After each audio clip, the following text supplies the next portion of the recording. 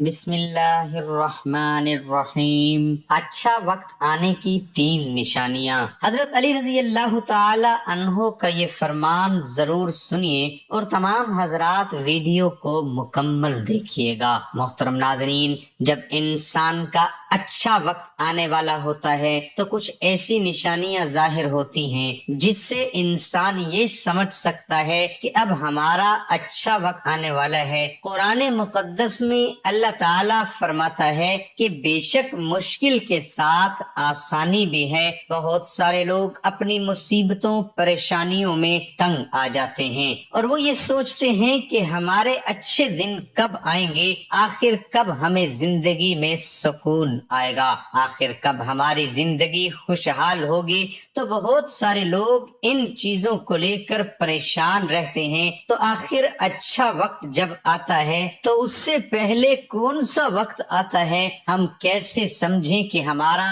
اچھا وقت شروع ہونے والا ہے؟ ہمیں کیسے پتا ہوگا کہ اب ہم اچھے وقت میں آنے والے ہیں؟ اللہ تعالیٰ نے قرآن مقدس میں ارشاد فرمایا، اللہ فرماتا ہے کہ ہم تمہیں آزمائیں گے جان کے نقصان سے، مال کے نقصان سے، پھلوں کے نقصان سے اور انسانوں کے اوپر جو پریشانی آتی ہے، جب مصیبتیں آتی ہیں، یہ اس کا ایک دروازہ ہوتا ہے جو اچھا وقت آنے کا کھل جاتا ہے۔ دیکھو، پریشانیاں 2 قسم کے لوگ پر آتی ہیں اور اچھا وقت جو آتا ہے وہ بھی 2 لوگوں کے اوپر آتا ہے۔ پریشانیاں، مصیبتیں روزانہ اٹھ کر پوچھتی ہیں، مولا ہم کہاں جائیں؟ تو اللہ فرماتا ہے کہ میرے محبوبوں کے گھر چلی جا، جو جو مجھ سے محبت کرنے والے لوگ ہیں، پریشانیوں، مصیبتوں، جاؤ ان کے گھر میں، کیونکہ وہ میرے شکر گزار بندے ہیں، وہ شکر کریں گے۔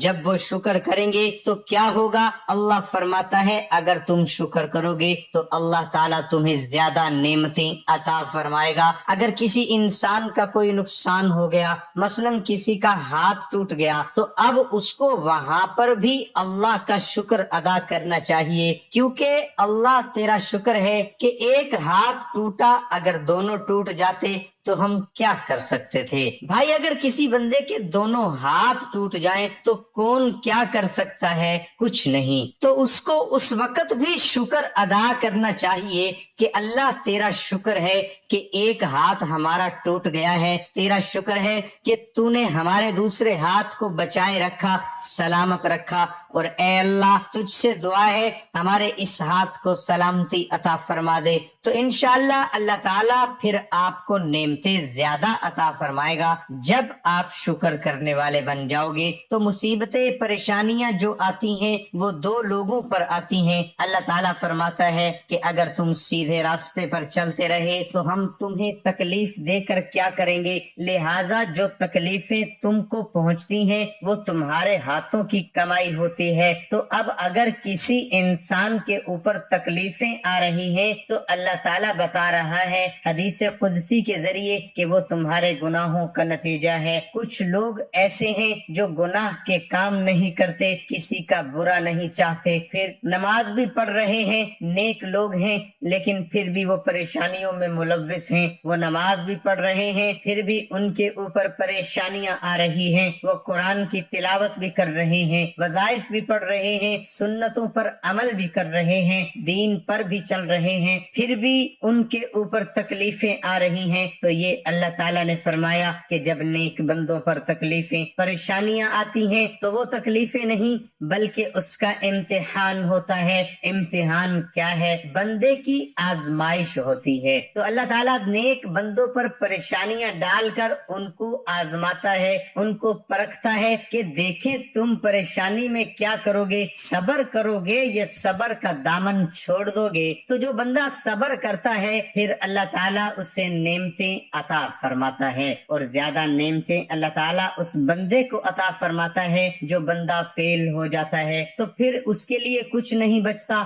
اللہ فرماتا ہے کہ تم اس وہم و گمان میں یوں ہی جنت میں چلے جائیں گے۔ تو جو پہلے لوگوں پر تکلیفیں آئی ہیں وہ تکلیف یا تکلیفیں پریشانیاں ہم پر بھی آ سکتی ہیں، تو اللہ کی طرف سے اگر امتحان ہو تو ہمیں پھر اس پر صبر کرنا چاہیے، ناشکری نہیں کرنا چاہیے۔ اور جب بندے اگر نیکی کی طرف چل رہا ہے، نماز پڑھ رہا ہے، قرآن کی تلاوت کرتا ہے، اچھے کام کر رہا ہے، پھر اس پر پریشانیاں آ رہی ہیں، تو وہ پریشانیاں آنا ہی نشانی اس بات کی ہے کہ اس کا اچھا وقت آئے گا، کیونکہ قرآن جھوٹا نہیں ہو سکتا۔ قرآن کے جو ایک حرف میں بھی شک کرے گا اس کا مذہب سے تعلق ہی نہیں ہے، کیونکہ اللہ تعالیٰ قرآن میں سب سے پہلے جو بتا رہا ہے وہ کیا کہہ رہا ہے؟ الف لام میم ذالک الکتاب لا ریب فیہ، یہ وہ قرآن ہے، یہ وہ کتاب ہے جس میں شک کی گنجائش نہیں، بے شک اس میں کسی قسم کا بھی کوئی شک نہیں کیا جا سکتا۔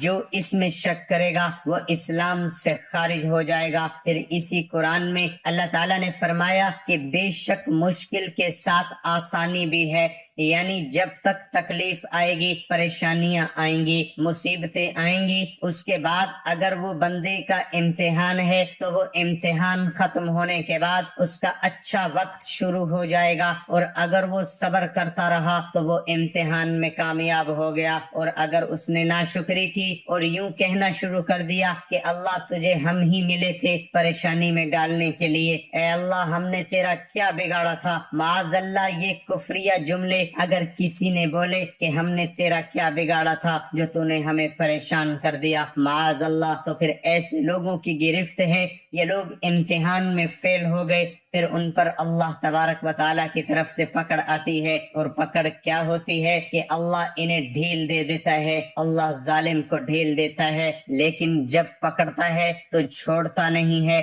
جب کوئی بندہ ظلم کرنے لگے اور کوئی بندہ ظلم سہنے لگے اور وہ ظلم سہتے سہتے سہتے اللہ کو پکارنے لگے تو سمجھ لو کہ بس ظالم کی گرفت ہو گئی، اور اس مظلوم کے اچھے دن شروع ہونے والے ہیں، کیونکہ اللہ سب کچھ برداشت کر لیتا ہے مگر اللہ تعالیٰ ظلم کو برداشت نہیں کرتا۔ مظلوم کی ہائے عرش کو ہلا دیتی ہے، مظلوم چاہے کافر بھی کیوں نہ ہو تو اللہ تعالیٰ اس کا ساتھی بن جاتا ہے۔ محترم ناظرین، جب انسان کا اچھا وقت آنے والا ہوتا ہے تو یہ نشانیاں ظاہر ہوتی ہیں۔ نمبر 1، فجر کے وقت میں آنکھیں کھلنا۔ آپ رضی اللہ تعالی عنہ نے فرمایا جب انسان کی آنکھیں صبح و فجر کے وقت میں کھلنے لگ جائیں اور اس کے دل میں اللہ کی عبادت کا شوق پیدا ہو جائے، یا پھر انسان کو ایسا محسوس ہونے لگ جائے کہ اللہ اسے کسی اور راہ کی طرف لے جا رہا ہے، تو ایسے انسان کو سمجھ جانا چاہیے کہ اس کی قسمت کا دروازہ کھلنے والا ہے، اس کا وقت بدلنے والا ہے، اور بہت ہی جلد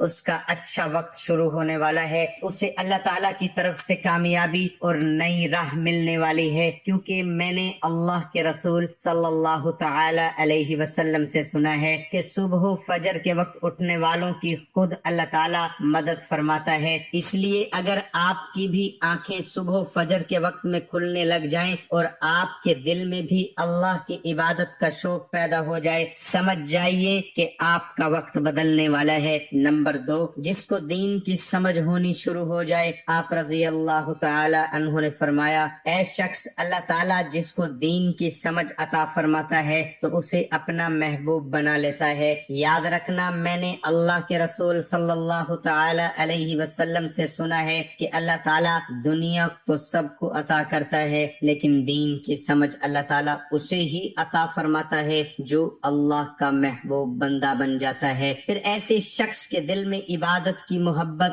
قرآن پاک کی محبت، اللہ کے ذکر کی محبت، درود پاک پڑھنے کا شوق اور تڑپ پیدا ہو جاتی ہے۔ اور یاد رکھنا، یہی وہ چیزیں ہیں جو اس بات کی نشانی ہے کہ ایسے شخص کا وقت بہت ہی جلد بدلنے والا ہے۔ نمبر 3، جو آزمائش میں صبر کرنے لگ جائیں۔ حضرت علی رضی اللہ تعالی عنہ نے فرمایا کہ اللہ تعالیٰ جس کو اپنا محبوب بندہ بناتا ہے اس کو تھوڑی آزمائش میں بھی ڈالتا ہے۔ اے شخص یاد رکھنا، میں نے اللہ کے رسول صلی اللہ تعالی علیہ وسلم سے سنا ہے کہ اللہ تعالیٰ جب کسی انسان کو اپنا پیارا بناتا ہے تو تھوڑی اس کی آزمائش بھی کرتا ہے، یعنی کہ اللہ یہ دیکھنا چاہتا ہے کہ یہ بندہ میرے فیصلے پر راضی رہتا ہے یا نہیں۔ یاد رکھنا، جو شخص اللہ کے فیصلے پر راضی ہو جائے تو پھر اللہ تعالیٰ اسے دنیا میں بھی راضی کرتا ہے اور آخرت میں بھی اسے راضی کرے گا۔ اور جو اس وقت شیطان کی باتوں میں آ جائے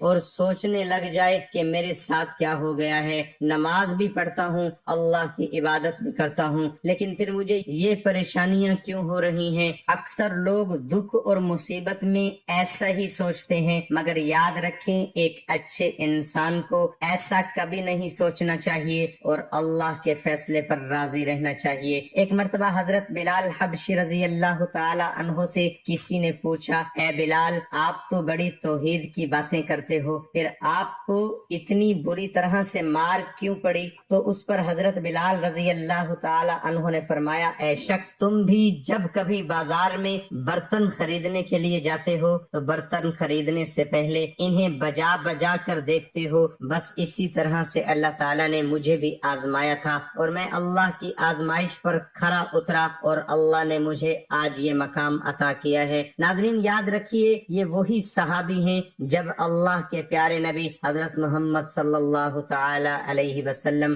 معراج کے سفر پر گئے تو آپ کو اپنے آگے آگے کسی کے قدموں کی آہٹ سنائی دی۔ یہ دیکھ کر آپ نے حضرت جبرائیل علیہ السلام سے پوچھا، اے جبرائیل، یہاں کون ہے؟ تو اس پر حضرت جبرائیل علیہ السلام نے فرمایا، یہ حضرت بلال حبشی رضی اللہ تعالی عنہ ہے۔ پھر اللہ کے پیارے نبی جب معراج سے واپس آئے تو حضرت بلال سے پوچھا، اے بلال، تم ایسا کون سا عمل کرتے ہو؟ تو اس پر حضرت بلال رضی اللہ تعالی عنہ نے فرمایا، یا رسول اللہ، آپ ہی نے تو مجھے بتایا تھا۔ تو یہ سن کر آپ صلی اللہ تعالی علیہ وسلم نے فرمایا کہ اے بلال، میں نے آپ کو کیا بتایا تھا؟ تو حضرت بلال فرمانے لگے، یا رسول اللہ، آپ نے بتایا تھا کہ ہر وقت با وضو رہا کر، اس لیے میں ہر وقت وضو کی حالت میں ہی رہتا ہوں، اور جب میں بے وضو ہو جاتا ہوں تو میں فوراً ہی پھر نیا وضو کر لیتا ہوں، اور جب میں وضو کرتا ہوں تو پھر اس وقت 2 رکعت نماز بھی ادا کرتا ہوں۔ یہی وجہ ہے کہ ہم چلتے زمین پر ہیں اور پیروں کی آہٹ جنت تک سنائی دیتی ہے۔ تو اے شخص یاد رکھنا،